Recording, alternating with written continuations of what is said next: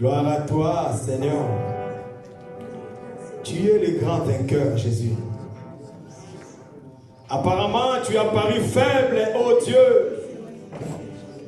Mais en toi, Seigneur, ô Dieu, avec toute la victoire, Jésus.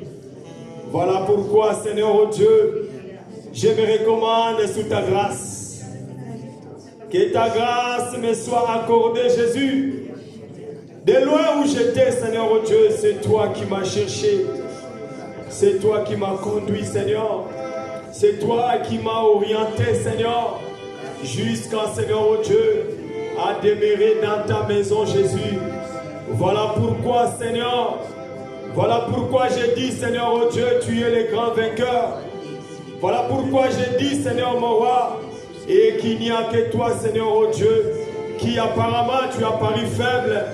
Mais Seigneur, oh Dieu, ce n'est que toi, Seigneur, mon roi, qui est notre victoire.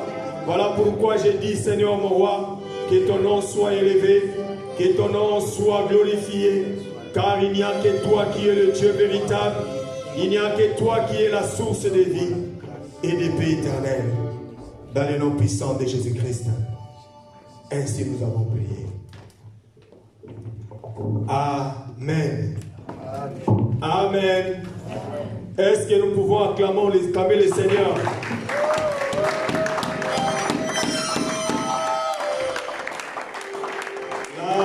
Là, nous avons acclamé un homme. Mais quand on acclame les vainqueurs, on l'acclame avec des cris de joie. Jésus-Christ, il est le grand vainqueur.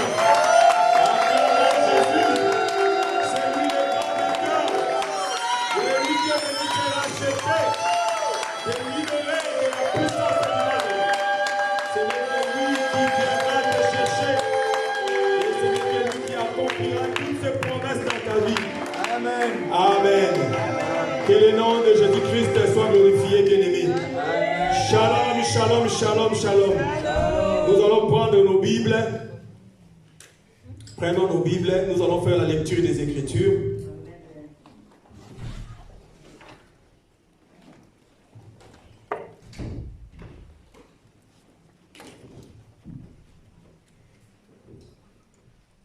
Nous sommes dans les livres de Genèse, chapitre 3.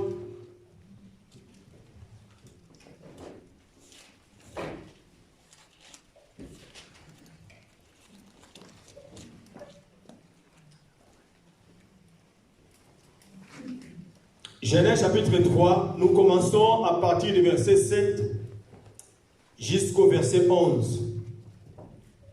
Nous lisons les Écritures au nom de Jésus-Christ. Amen. Les yeux de l'un et de l'autre s'ouvrirent. Ils connurent qu'ils étaient nus. Et ayant cousu des feuilles de figuier, ils s'en firent des ceintures. Alors ils entendirent la voix de l'Éternel, Dieu, qui parcourait les jardins vers le soir. Et l'homme et sa femme se cachèrent loin de la face de l'Éternel, Dieu, au milieu des arbres du jardin. Mais l'Éternel Dieu appela l'homme et lui dit, « Où es-tu » Il répondit, « J'ai entendu ta voix dans le jardin. J'ai eu peur parce que je suis nu et je me suis caché. » Amen. Hébreux. Nous prenons le livre des Hébreux. Hébreux chapitre 1.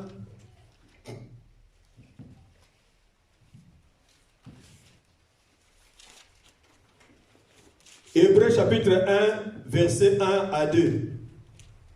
À partir du verset 1, on va descendre jusqu'au verset 3-4. Hébreux chapitre 1, du 1er au 4e verset, nous lisons au nom de Jésus-Christ. Amen. Après avoir à plusieurs reprises et de plusieurs manières parlé à nos pères par les prophètes, Dieu, dans ces derniers temps, nous a parlé par les fils, qu'il a établi héritiers de toutes choses, par lesquels il a aussi créé le monde, et qui, étant le reflet de sa gloire et l'empreinte de sa personne, et soutenant toutes choses par sa parole puissante, a fait la purification des péchés et s'est assis à la droite de la majesté divine dans les lieux très hauts, devenant d'autant supérieur aux anges qu'il a hérité d'un nom plus excellent que le leur. Amen. Nous pouvons nous asseoir, que Dieu vous bénisse. Nous vous saluons tous dans le nom de notre Seigneur Jésus-Christ. Amen. Aujourd'hui, nous voulons parler sur un sujet. Vous le savez bien que nous sommes en train de parler sur qui t'a appris que tu es nu. Mais nous allons prendre un sujet toujours dans ce même thème. Nous allons parler sur j'ai entendu ta voix. Le thème que nous allons partager aujourd'hui, c'est j'ai entendu ta voix. Ce sujet, c'est un sujet que nous sommes en train de parler depuis un moment. Mais avant toute chose, nous voulons insister sur un élément que nous avions dit la fois dernière. C'est que la parole de Dieu n'est pas envoyée à tout le monde. La parole de Dieu est envoyée aux enfants de Dieu. Parce que depuis que Dieu a commencé à marcher avec ses serviteurs, Dieu parle toujours dans une famille. Et le plus grand exemple que nous pouvons prendre, c'est lorsque Dieu parle à Abraham. Lorsque Dieu est en train de parler à Abraham, même à Noé, mais quand nous voyons l'homme d'Abraham, nous allons voir que il s'est passé beaucoup de choses dans la maison d'Abraham. Et tout ce qui s'est passé dans la maison d'Abraham, dans la maison d'Isaac, dans la maison de Jacob, dans la maison des 12, c'est ce qui a fait notre aussi enseignement ou notre base de la foi. Sans oublier que tout a commencé depuis le jardin. Pour nous dire que Dieu, lorsqu'il vient parler, il vient parler d'abord dans sa maison. Et Dieu s'adresse à ses enfants. Comme il dit dans le livre des Romains, chapitre 1, verset 16, que je n'ai pas honte de l'évangile, c'est une puissance de Dieu pour le salut de quiconque croit. Or, quiconque croit là, c'est qui? C'est tous ceux qui l'ont reçu et ont cru en sa parole, qui sont devenus enfants de Dieu. Amen. Donc, c'est-à-dire que le salut de quiconque croit, c'est-à-dire que celui qui peut croire en la parole de Dieu, ce n'est qu'un enfant de Dieu. Si tu n'es pas un enfant de Dieu, tu ne pourras pas croire à la parole de Dieu. C'est pourquoi nous disons que la parole de Dieu est d'abord adressée aux enfants de Dieu. Lorsque tu viens écouter la parole, n'écoute pas la parole pour les gens du dehors. N'écoute pas la parole pour ceux-là qui n'ont pas cru. Mais écoute la parole pour toi, même pas pour celui qui est à côté de toi ou celle qui est à côté de toi. Écoute la parole pour toi. Pour toi-même. Amen. Parce que le Seigneur viendra te chercher toi. Et chacun de nous rendra compte au devant du Seigneur. Étant les enfants de Dieu, nous devons savoir que la parole de Dieu a été annoncée pour les enfants de Dieu. Le mardi, nous avions parlé d'Adam qui s'est caché lorsqu'il a entendu la voix. Nous avons expliqué que Adam a pris conscience de son péché. C'est là qu'il s'est caché. Aujourd'hui, nous allons encore insister sur cet élément que j'ai entendu ta voix et j'ai eu dans ta voix dans le jardin et j'ai eu peur. J'ai entendu ta voix et j'ai eu peur. Qu'est-ce qui se passe? Dieu a placé dans le jardin son fils Adam. Vous le savez très bien que Adam c'est le fils de Dieu. Amen. Dieu a placé dans le jardin son fils Adam. Mais il est arrivé que Adam n'était plus là où Dieu l'a placé. Quand Dieu vient pour voir Adam, Dieu il vient au temps du soir. Nous avons expliqué que le péché s'est manifesté dans le jour. Pourquoi? Parce que c'est à ce moment-là qu'ils ont mangé le fruit. Et qu'il fallait attendre le soir pour que Dieu vienne pour le faire revenir par la voix. C'est ce que nous allons voir aujourd'hui. Mais qu'est-ce qui se passe? Dieu il vient. Avant que Dieu ne vienne, qu'est-ce que Adam a fait?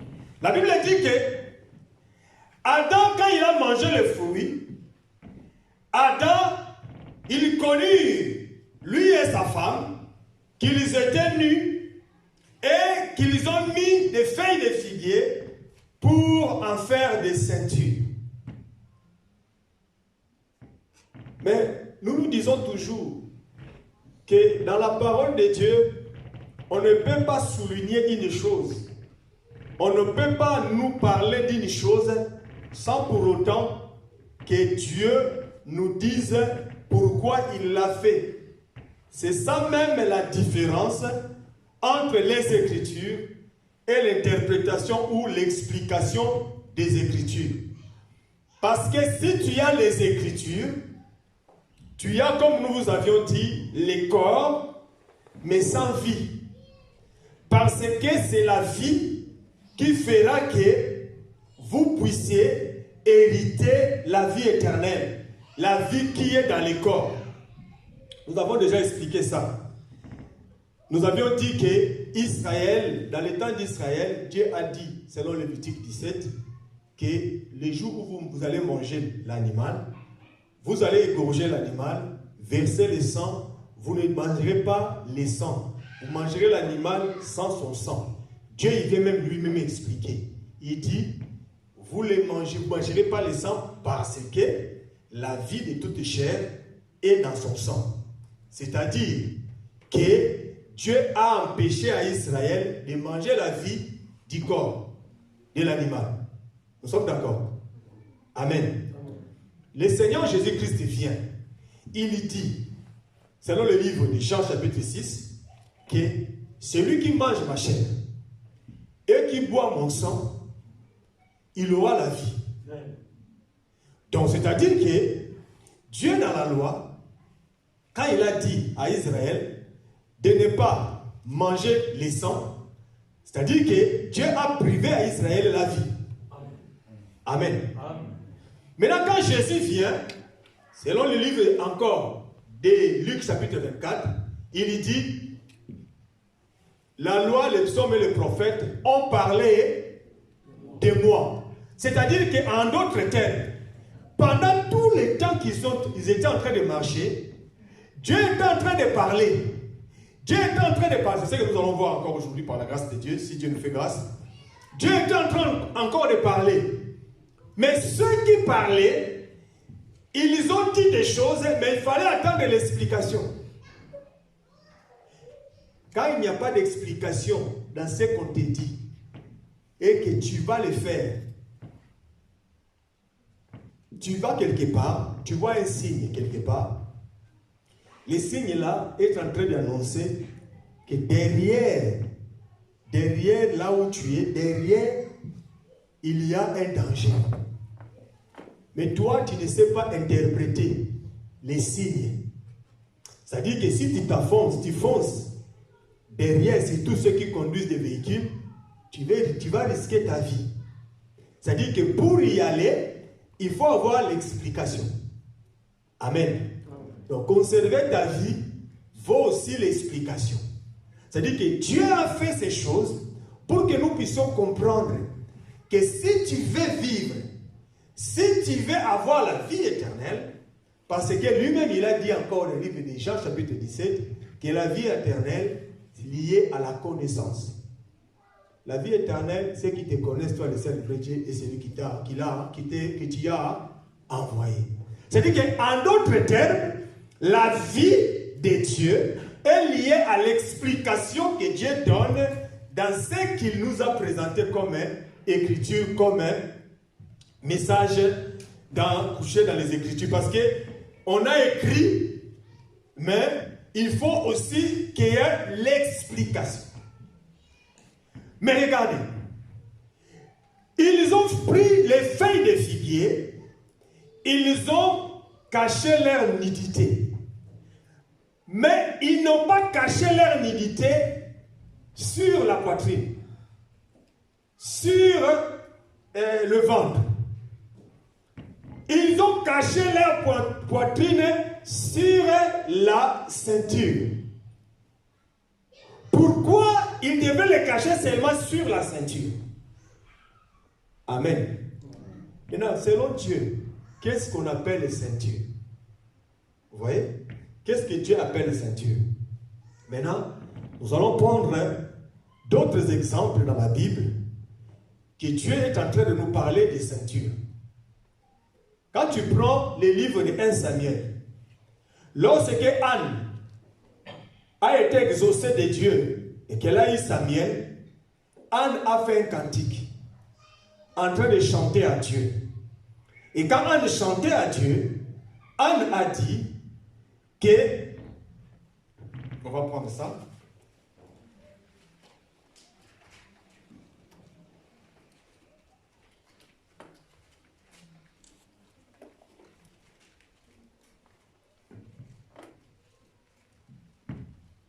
Un Samuel 2.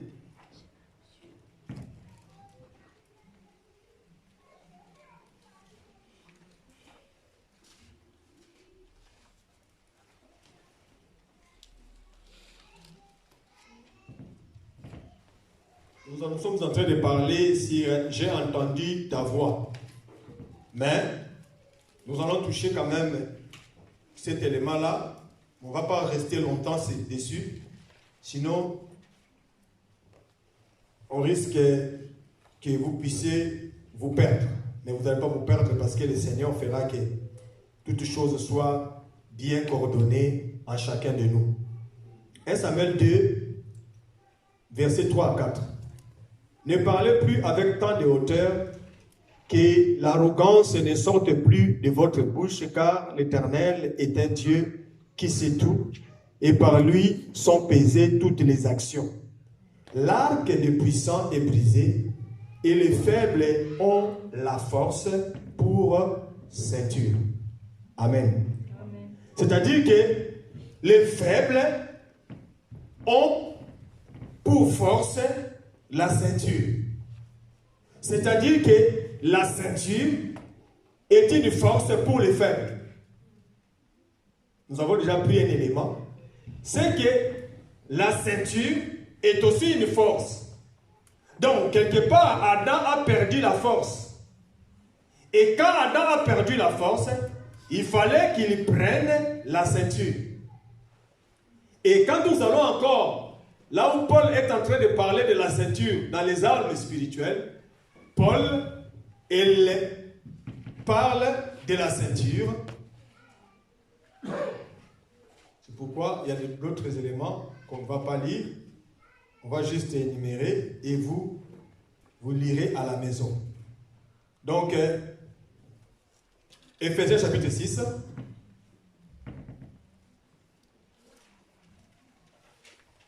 « 6,14. Il dit ceci, tenez donc ferme et ayez à vos reins la vérité pour ceinture. Amen. Amen. Là-bas, on a dit que la vérité, la ceinture, était une force pour les faibles. Ici, parce que les faibles, c'est tout un peuple. Hein? Ces faibles, le peuple-là, les faibles, c'est tout un peuple. Et quand on parle que les faibles ont pour ceinture la force, ceinture pour force, c'est-à-dire qu'on parle de tout un peuple. Ici encore, on vient nous dire que la ceinture, c'est la vérité. Donc la force des faibles est la vérité. Et la vérité, c'est rien d'autre que la parole de Dieu. Lorsque Adam a désobéi à la parole de Dieu, Adam a cherché à pouvoir se cacher. Or, il s'est caché dans quoi? Il a pris les feuilles de figuier. Les feuilles de figuier aussi, lorsque nous allons dans la Bible encore, parce que dans la Bible, on vient, on lit un élément, on va chercher aussi des témoins. Quand on va aussi dans la Bible, on regarde, on trouvera aussi que les feuilles de figuier, sous les figuiers, il y avait un homme qui était là en train de méditer sur tout ce qu'il était en train de penser. Et quand il rencontre l'homme de Jésus, Jésus lui dit, lorsque tu étais sous les figuiers, moi je t'ai vu. C'est-à-dire qu'en réalité, Adam, lorsqu'il était en train de cacher sa nudité, Adam a cherché à présenter une autre parole. Il a trouvé une force, il a cru que la force qu'il pouvait avoir, c'est de pouvoir prendre une autre parole et présenter devant le Seigneur. Il a médité autre chose que ce que le Seigneur lui a dit. Raison pour laquelle la Bible dit qu'Adam a perdu sa force. Mais regarde ce que Dieu fait. Dieu, quand il vient, il cherche Adam là où il l'a mis. Adam n'était pas là. Dieu, il vient pour chercher Adam.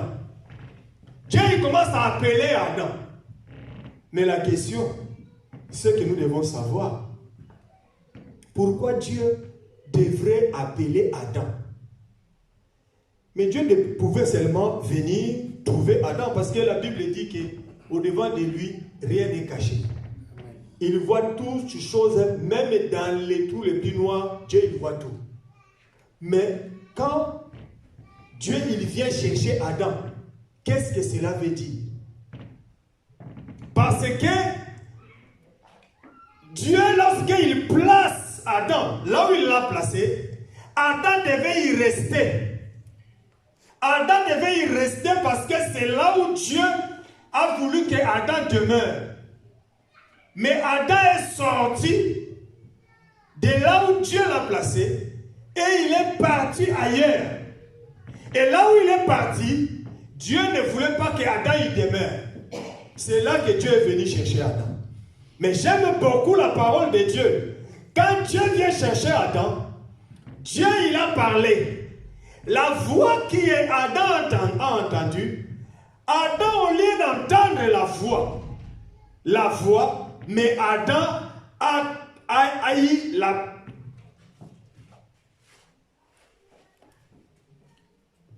La Bible dit ceci.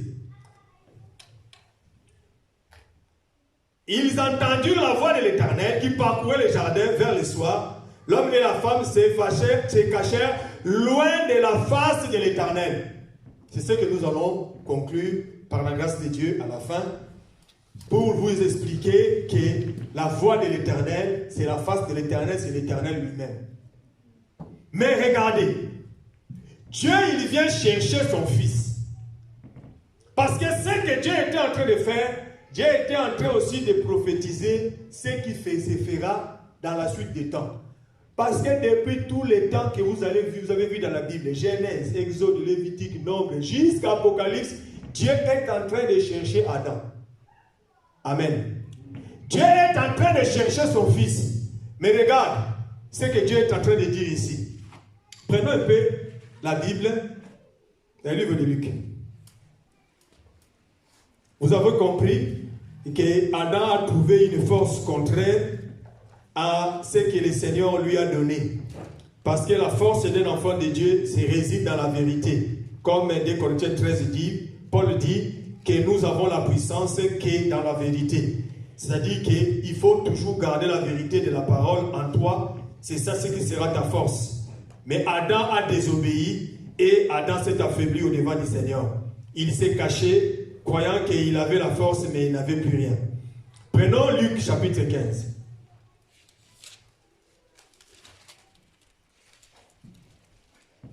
Par contre, ici, on va lire, il y a des paraboles qu'on va lire et par la grâce de Dieu, on va expliquer ces paraboles. Amen. N'oubliez pas qu'il y a des sujets que nous avions parlé les mardis. Par la grâce de Dieu, Dieu nous fera grâce que ça continue et que cela soit encore davantage expliqué pour la gloire du Seigneur. Nous prenons Luc chapitre 15. Nous prenons à partir du verset 3, nous lisons notre Jésus-Christ. Mais il leur dit cette parabole. Quel homme d'entre vous, s'il a 100 brebis et qu'il en perde une, ne laisse pas les 99 autres dans le désert pour aller après celle qui est perdue jusqu'à ce qu'il la retrouve.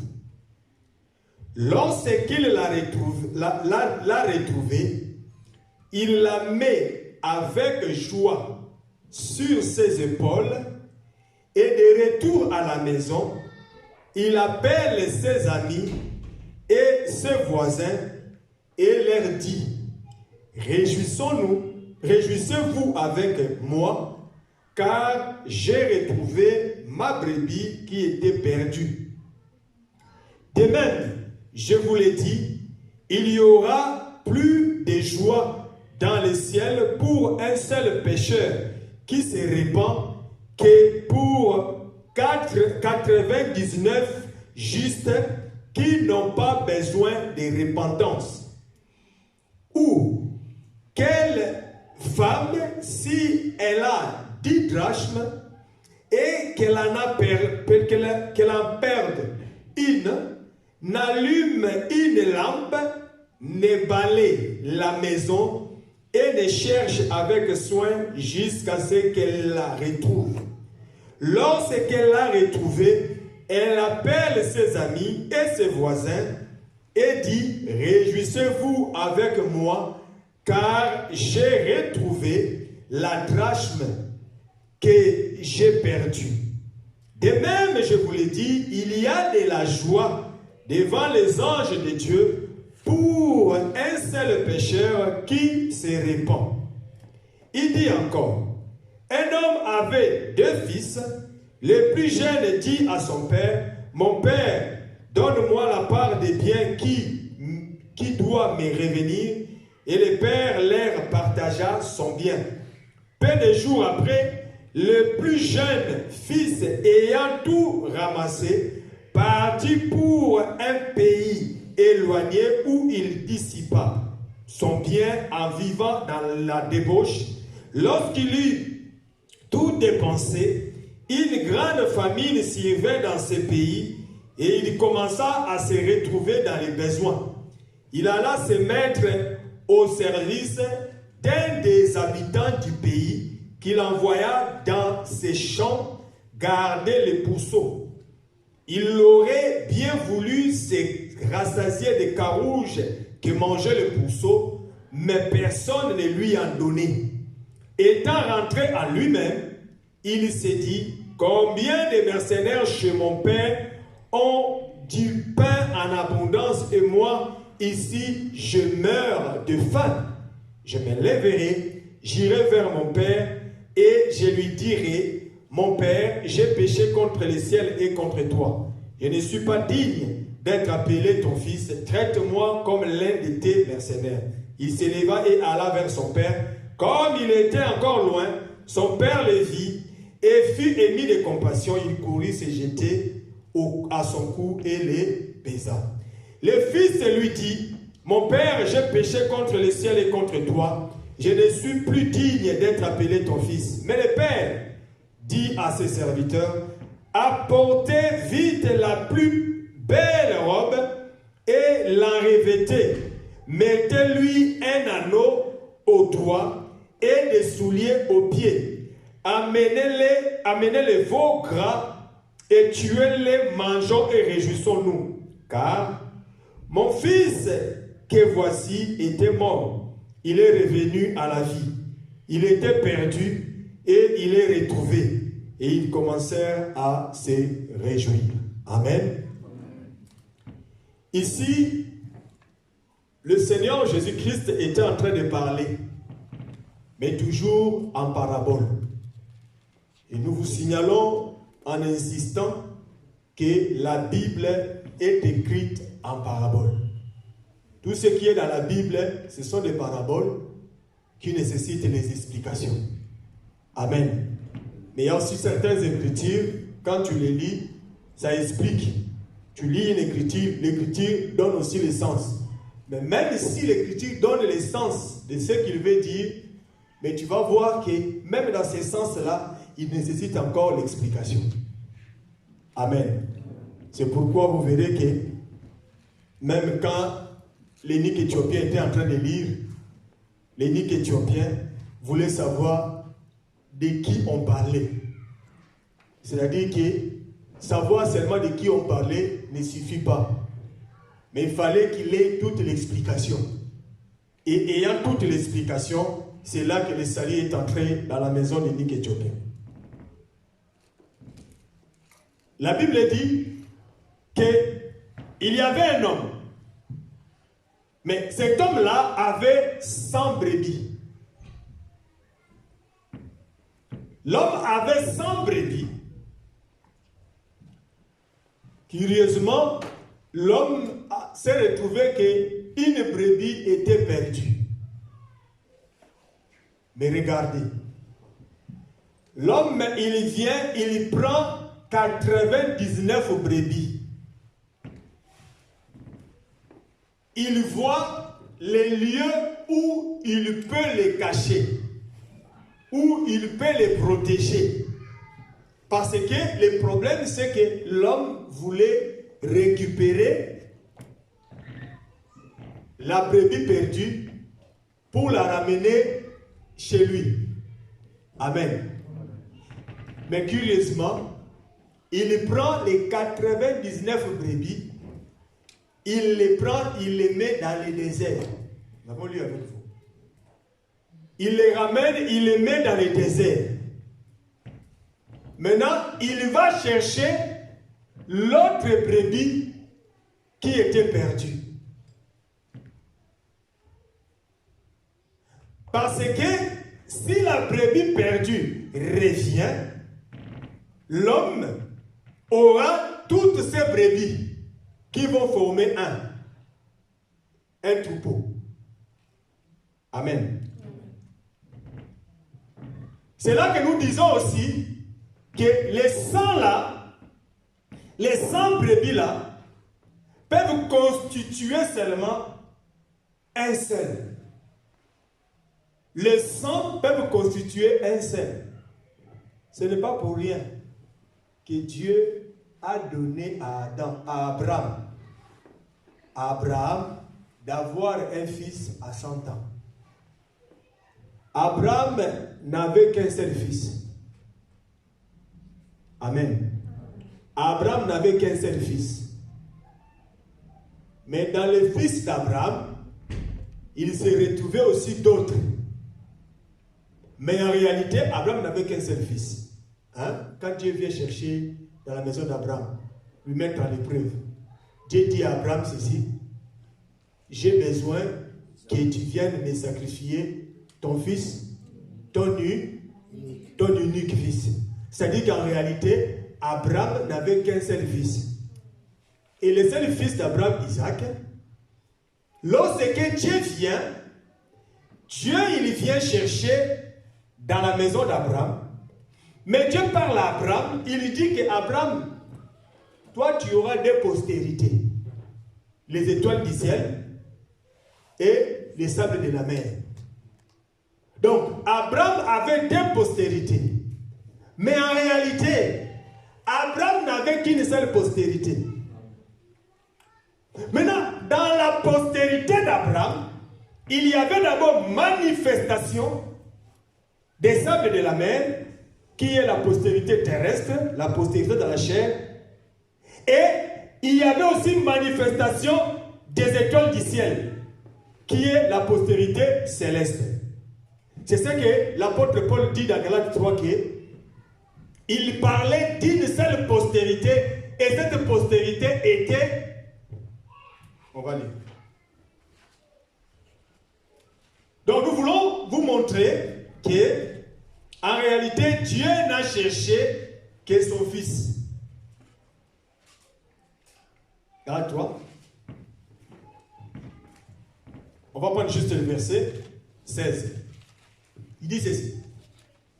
Nous parlons de « J'ai entendu ta voix ».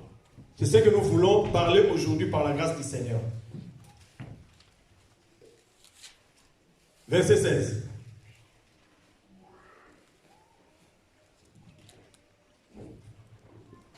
Or, regarde-toi verset 16. Or, les promesses ont été faites à Abraham et à sa postérité. Il n'est pas dit « et aux postérités », comme s'il s'agissait de plusieurs. Comme s'il s'agissait de plusieurs. Apparemment, quand tu regardes dans la maison d'Abraham, Abraham avait beaucoup de fils. Les Madianites étaient les fils d'Abraham. Ils sont sortis d'Abraham. Les Ismaélites étaient les fils d'Abraham. Ils sont sortis d'Abraham. Mais ici, la Bible est en train de dire que Dieu a donné toutes les promesses, mais ces promesses-là étaient seulement pour la postérité d'Abraham. Comme s'il s'agissait de plusieurs, mais en tant qu'il s'agit d'une seule, et à ta postérité, c'est-à-dire à Christ. Amen. C'est-à-dire que lorsque on est en train de parler des 100 brebis qui étaient dans la maison de l'homme, quand on parle de 100 brebis là, on est en train de parler seulement d'une seule brebis, mais qui se manifeste en deux groupes. Il y a les 99 et il y a le 1, l'une brebis. Et la Bible dit que les 99 qui sont justes, ils sont cachés dans les déserts. Vous avez bien compris que le désert est aussi l'image de l'errance. Amen. L'image de l'errance, c'est-à-dire que quand on est dans le désert, on est en train d'errer. Israël, dans le livre de... Quand tu lis dans le livre de Nombre 32, on parle qu'Israël était dans le désert. Ils étaient en train d'errer dans le désert. Amen. Amen.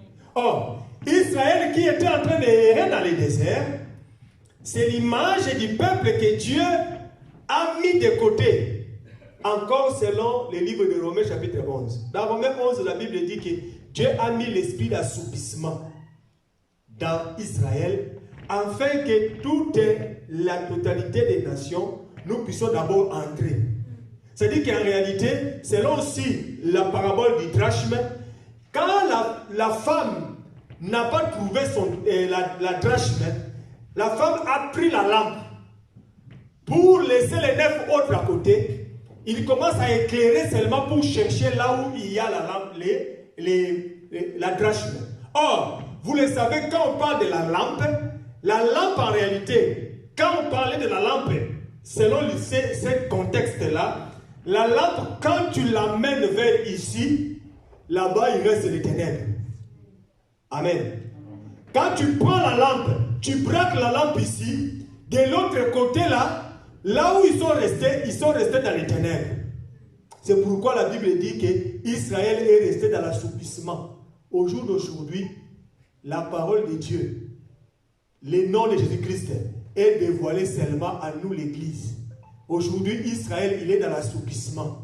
Il est encore dans l'errance. Il est encore de traîner de gauche à droite, ne pas comprendre la vraie parole. Mais seulement, sachez seulement que quand Israël est dans l'errance ou dans l'assoupissement, c'est pour que Dieu vienne chercher seulement la brebis qui était perdue. Amen. Cette brebis qui était perdue, lorsqu'il retrouve la brebis, écoutez ce qu'il dit. Il dit ceci. Il dit, il prend la brebis, il la met sur son épaule et il la ramène à la maison. Ah. Donc les jours où il va retrouver la brebis, quand il va ramener la brebis ne marchera pas. Amen. C'est-à-dire que quand la brebis va venir rentrer à la maison, c'est lui-même qui portera la brebis sur son épaule pour la ramener à la maison. C'est là où nous avons compris. Quand Dieu était en train de marcher avec Israël, la Bible dit qu'Israël a marché dans le désert 40 ans. Mais les 40 années qu'ils ont marché dans le désert, Dieu explique à Israël que je vous ai pris sur le vol d'aigle et je vous ai ramené à moi. Et la Bible rajoute encore que vos vêtements et vos souliers ne se sont point usés. En d'autres termes, dans cette voie que nous sommes en train de suivre, toi et moi, mon frère, ma soeur, nous n'avons pas la force de marcher. C'est le Seigneur qui se met au devant de nous. Amen. Il nous prend avec lui. Amen. Et c'est lui qui nous conduit. C'est-à-dire que la brebis ne peut pas avoir la force, frère. Dans le désert, tu ne peux pas marcher dans le désert et vivre. 40 ans dans le désert, tu marches, tu ne dois pas vivre. Mais c'est-à-dire que pour arriver jusqu'au bout, il faut seulement que le Seigneur vienne.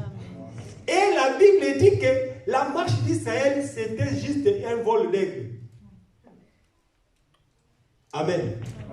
C'était juste un vol d'aigle, c'est-à-dire qu'en d'autres termes, personne qui sera monté sur le vol pourra descendre. Ils arriveront jusqu'au bout.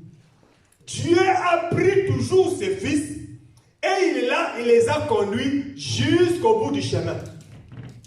Donc nous avons compris avec vous que la brebis, lorsqu'elle rentre dans la marche, la brebis n'a pas de force de marcher et la force de brebis ne se trouve qu'auprès du Seigneur. C'est pourquoi il a dit que sans moi, vous ne pouvez rien faire. Ce n'est que moi qui peux vous conduire pour que vous arriviez jusqu'au bout du chemin. Mais quand il arrive à la maison, c'est là où maintenant qu'il y aura la fête.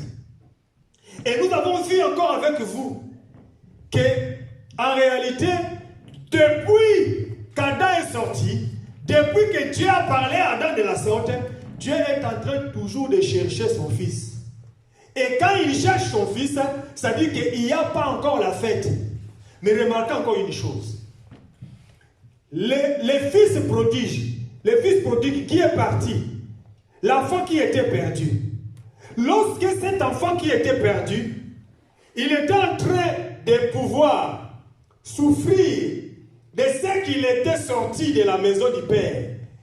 Lorsqu'il était en train de souffrir, il a eu en lui ce message que je reviendrai dans la maison de mon Père. J'irai dans la maison de mon Père pour que mon Père puisse me recevoir. Remarquez, quand le fils était en train de rentrer à la maison, la Bible dit, il a vu son père qui l'attendait. Amen. Donc, en d'autres termes, c'est le Père qui l'a appelé. Amen. Nous ne sommes pas venus de nous-mêmes dans le Seigneur. C'est Dieu qui nous a appelés. C'est-à-dire que même si quand tu marchais, tu étais en train de prendre de gauche-droite, pour tourner, c'est Dieu qui t'a appelé. Les jours où tu viendras, Dieu sera là toujours pour t'attendre. Et Dieu attendait, le Père attendait le Fils. Quand le Fils vient, maintenant le Père explique. Il dit que mon fils que vous êtes en train de voir, ce fils-là était mort. Mais les voici revenus à la vie. Ah. Mais quand Dieu, le Père a appelé le Fils, mais comment est-ce que le Fils l'a entendu parce qu'il était mort? Hein? La question que nous nous posons aussi.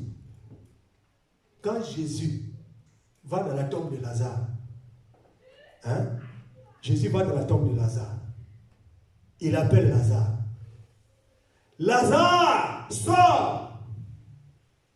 Frère, Lazare était mort. La Bible dit même que ça fait 4 jours qu'il a été enterré. Mais comment est-ce que Lazare pouvait entendre? Donc, c'est-à-dire, tous les membres du corps de Lazare étaient morts, étaient anéantis, sauf les oreilles. Amen. Donc, c'est-à-dire, c'est pourquoi nous avons dit que Dieu ne parle qu'à ses enfants. Quel que soit là où tu peux désobéir, quel que soit là où tu peux aller, même si tout ce que tu as fait, tout ce que tu as manifesté, tu te sens vraiment que tu t'es éloigné de Dieu. Même si tu rentres dans les péchés, comment? Mais Dieu te gardera seulement les oreilles. Amen. Parce que les oreilles vont permettre à ce que quand il va parler, pour que tu puisses écouter. Amen. Et pour finir, nous avons dit que la voix était en train de sillonner les jardins. Quand la voix était en train de sillonner les jardins, la Bible déclare que cette voix qui sillonnait les jardins était en train de pouvoir manifester la face de Dieu selon Adam. Quand Adam a entendu la voix, Adam a dit que je me suis caché devant ta face. Donc c'est-à-dire que quand l'Éternel est en train de parler là, c'est l'Éternel, la voix de l'Éternel est égale à l'Éternel lui-même. Amen. Quand l'Éternel parle, c'est que tu peux entendre l'Éternel parler, mais sache que l'Éternel est là. Mais selon les temps anciens, ou l'ancienne alliance, lorsque Dieu est en train de parler au temps des prophètes, quand Dieu parlait au temps des prophètes, Dieu utilisait les prophètes pour envoyer le message auprès du peuple. Mais regarde ce que Matthieu dit. Matthieu chapitre 1. Nous parlons, j'ai entendu ta voix. C'est ça le sujet que nous sommes en train de parler aujourd'hui.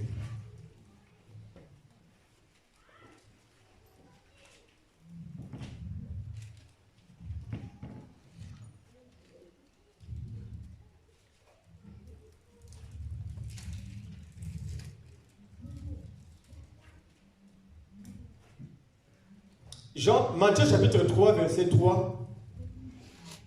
Nous commençons du 1er au 3e verset.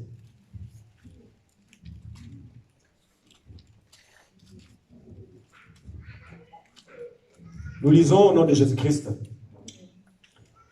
En ce temps-là, parut Jean-Baptiste prêchant dans le désert de Judée. Il disait, repentez-vous, car le royaume des cieux est proche. Jean est celui qui avait été annoncé par Ésaïe le prophète. Lorsqu'il dit, c'est ici la voix de celui qui crie dans le désert. Préparez le chemin du Seigneur, aplanissez ses sentiers. Amen. Ésaïe a annoncé que c'est ici la voix de celui qui parle ou de celui qui crie. Dans les temps anciens, lorsque les prophètes venaient parler, les prophètes disaient « Ainsi dit l'Éternel ». C'est-à-dire que les prophètes étaient seulement des échos de la voix de celui qui parle. Comme là, je suis en train de parler. Mais vous m'entendez par l'écho que donne les micros et tous les instruments. C'est le micro qui fait que vous entendiez ma voix. Si nous étions dans une grande salle où j'enlève le micro, je parle à voix basse, vous n'allez pas m'écouter. Mais pour m'écouter, il faut que vous ayez l'écho au travers de l'instrument qui est au-devant de vous. Donc, en d'autres termes, Jean n'était que l'instrument qui était utilisé par celui qui parlait. Celui qui parlait, ce n'était pas Jean. Le prophète, quand il parlait, le prophète n'était pas en train de parler, mais le prophète était les instruments qu'on utilisait. C'est pourquoi, quand il venait, il disait « Ainsi dit l'Éternel ». Amen. Or, depuis les temps anciens, à plusieurs reprises et de plusieurs manières, Dieu a parlé à nos pères. De plusieurs reprises, à plusieurs manières, Dieu a parlé à nos pères. Et quand on parle de père, on voit depuis Adam jusqu'à Moïse. Jusqu'à Moïse, ça dit que jusqu'au temps de la loi. C'est ça qu'on appelle le temps des pères. Le temps de la loi, même quand Jésus était dans la chair. Nous avons expliqué déjà cela. Que Jésus était né sous la loi et Jésus c'était l'enfant né au temps d'Israël. Quand il était en train de marcher, c'était l'enfant né. Mais quand il était mort, ressuscité, il est revenu comme un don, le Fils qui nous est donné.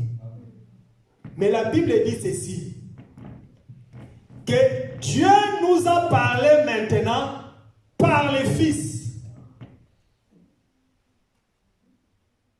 Donc, depuis les temps anciens, quand Dieu était en train de parler, Dieu était en train d'utiliser les instruments, Dieu était en train d'utiliser les temps et les circonstances, les mouvements, il était en train d'utiliser les choses, même dans la barque de Jonas, Dieu était en train de parler, même dans la baleine qui a avalé Jonas et qui a vomi le troisième jour. Dieu était en train de parler, même dans les temps de déluge où Noé avait construit. La Bible dit même que pendant que Noé était en train de construire l'arche, Dieu était en train de prêcher.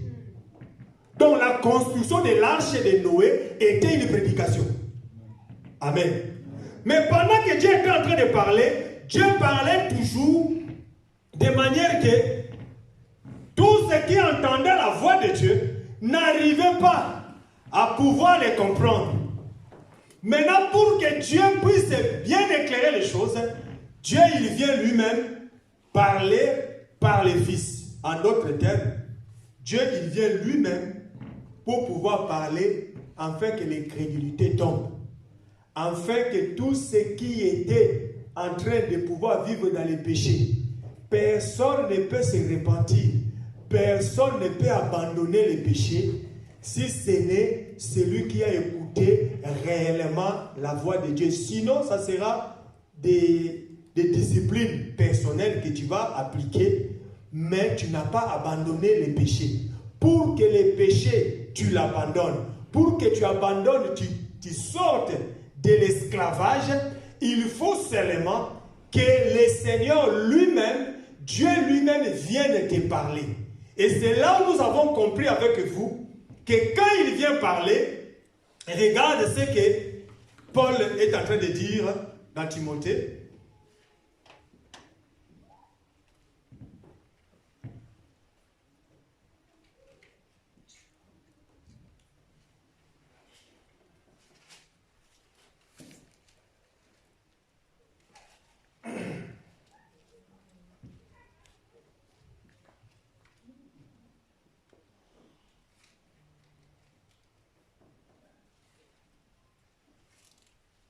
de Timothée.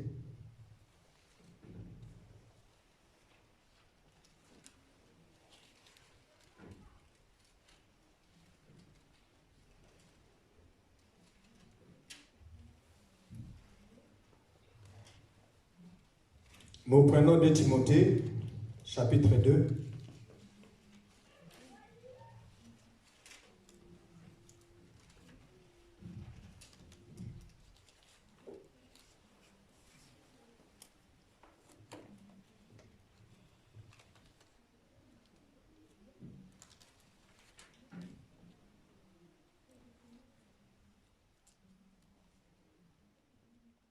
Nous prenons 2 Timothée chapitre 2, nous commençons à partir du premier verset, nous lisons au nom de Jésus-Christ. Amen. Toi donc, mon enfant, fortifie-toi dans la grâce qui est en Jésus-Christ. Et ce que tu as entendu de moi, en présence de beaucoup de témoins, confie-le à des hommes fidèles qui soient capables de l'enseigner aussi à d'autres. Souffre avec moi comme un bon soldat de Jésus-Christ. Il n'est pas de soldat qui s'embarrasse des affaires de la vie s'il veut plaire à celui qui l'a enrôlé. Et la tête n'est pas couronnée s'il n'a pas combattu suivant les règles. Il faut que les laboureurs travaillent avant de recueillir le fruit. Comprends ce que j'ai dit. Car le Seigneur te donnera de l'intelligence en toutes choses. Souviens-toi de Jésus-Christ, ici de la postérité de David, ressuscité des morts, selon mon évangile. Amen. Quand nous prenons cette écriture, nous comprenons une chose. Nous comprenons que quand Paul est en train de parler ici, en disant que selon son évangile, ou ce que tu as entendu de moi, Paul est en train de parler comme celui qui a été utilisé en tant qu'instrument selon le livre d'Éphésiens chapitre 4, où Dieu est en train de parler des ministères. Paul est en train de parler du ministère. Mais le ministère aujourd'hui, c'est aussi l'écho de la voix. Le ministère aujourd'hui, c'est aussi l'instrument. Un ministre de Dieu, c'est un instrument. Mais ce qu'il faut savoir, c'est que quand le ministre de Dieu est en train de travailler, le ministre de Dieu est en train d'enrôler les soldats. Le ministre de Dieu, c'est-à-dire que le ministère est en train d'enrôler les soldats. Le ministère n'enrôle pas des hommes faibles. Le ministère n'enrôle pas ceux qui sont incapables de pouvoir aller au combat. Mais le ministère enrôle ceux-là qui doivent être forts, capables de pouvoir aller au combat. Or, pour aller au combat, les soldats doivent faire ceci. Les soldats doivent commencer d'abord par ne pas s'embarrasser de choses de la vie. C'est-à-dire que les soldats doivent savoir que les choses de la vie ne peuvent pas influencer sur ce que lui, il a reçu comme mission. Parce qu'il n'a pas été enrôlé par des hommes, mais il a été enrôlé par le Seigneur Jésus-Christ. Ce que nous voulons savoir, c'est qu'au jour d'aujourd'hui, Dieu vient parler dans notre conscience. Dieu vient parler dans notre pensée. Comme nous avions dit, le fils prodigue, lorsqu'il est parti, mais il est revenu en lui-même. Pour revenir en lui-même, il fallait qu'il entende une voix. Et je te dis, frère, la voix de l'Éternel vient parler dans les cœurs des enfants de Dieu pour que tu ne puisses pas t'égarer, pour que tu ne puisses pas prendre tes raisonnements, prendre tout ce que tu veux pour te couvrir. Mais tu dois toujours savoir que le Seigneur, ce qu'il veut, c'est que nous puissions toujours avoir la force, mais notre force doit résider toujours à la parole. Parce que la Bible dit que nous n'avons la puissance que dans la parole de Dieu. Si nous sortons de la parole, nous n'aurons pas la puissance. Or, ce que tu dois savoir, que la voix de l'Éternel, lorsqu'il parle, Lorsque l'Éternel est en train de parler, c'est pour que les enfants de Dieu reviennent à la maison. C'est pour que la repentance véritable se manifeste. On ne peut pas suivre cette foi si tu n'as pas encore commencé au préalable à écouter la foi. Parce que si tu n'as pas écouté la voix, tu ne pourras pas te repentir. Et si tu ne te repens pas, tu ne pourras pas entrer dans le chemin. Nous ne pouvons pas comprendre que dans ce chemin, quelqu'un entre, mais il ne s'est pas repenti. Ce que nous sommes appelés, c'est que nous devons d'abord commencer par la repentance. Pour avoir la repentance, il faut entendre la voix. Et la voix, on ne l'entend pas de manière collective. Parce que quand Israël a voulu entendre la voix de manière collective, c'est là qu'il y avait eu des tonnerres et des éclairs. Mais lorsque Dieu vient parler dans le cœur, dans la conscience, Dieu il vient parler distinctement afin que chacun de nous puisse comprendre. Au jour d'aujourd'hui, l'enfant de Dieu lorsqu'il marche, il ne marche pas avec quelqu'un. Il ne marche pas avec un pasteur, son pasteur. Tu ne marches pas avec tes frères et sœurs. Mais tu marches tout seul avec le Seigneur. Mais qu'est-ce qui fait que le Seigneur puisse marcher avec toi? Ce n'est que la parole que tu as écoutée. Et cette parole-là est aussi la mesure de ta conscience. Ce que tu as appris, ce que tu connais, ce que tu as déjà réussi. Et tu dois maintenant l'appliquer pour ta vie. Tu dois marcher avec, dans le travail, là où tu marches, là où dans ta maison, partout où tu es, avec tes amis. Tu dois toujours garder cette conscience-là. Et cette conscience-là fera que ton oreille soit toujours disposée à pouvoir écouter ce que Dieu est en train de dire. Quand Dieu vient t'interpeller, tu dois savoir que la voix de l'Éternel qui te parle aujourd'hui, c'est pour que tu reviennes à la maison et que tu demeures toujours fidèle et pur au devant du Seigneur. Parce que quand le Seigneur viendra, il ne pourra pas prendre celui qui a le défaut, mais il prendra seulement celui qui est pur. Or, pour que la pureté se manifeste, il faut rester auprès du Seigneur afin qu'il nous lave, afin qu'il nous purifie. Amen.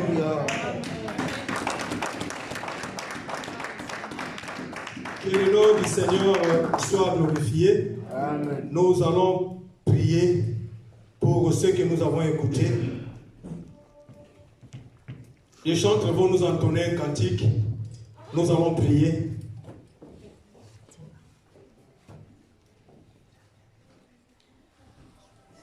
J'ai entendu ta voix. La Bible dit qu'aujourd'hui, si tu as entendu sa voix, n'endurcis pas ton cœur. Sache que dans ta vie, tu ne te présenteras pas avec quelqu'un d'autre ce jour-là, mais tu seras tout seul au devant du Seigneur. Garde ton cœur pur au devant de lui, afin que ce jour-là, tu prennes part à l'héritage des saints. Les chanteurs vont nous entonner un cantique, on va méditer sur ces cantiques, et après cela, nous allons prier.